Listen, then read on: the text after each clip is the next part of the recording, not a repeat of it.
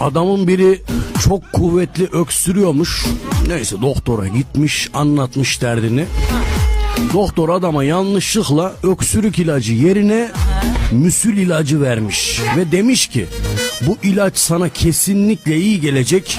Bir hafta boyunca yemeklerden sonra iç ve bitince kontrola gel demiş. Bir hafta sonra tekrar geldiğinde doktor adama öksürüp öksürmediğini sormuş.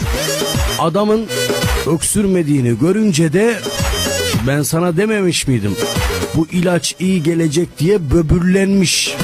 Adam cevap vermiş. İyi de doktor bey cesaret edip öksüremiyorum ki.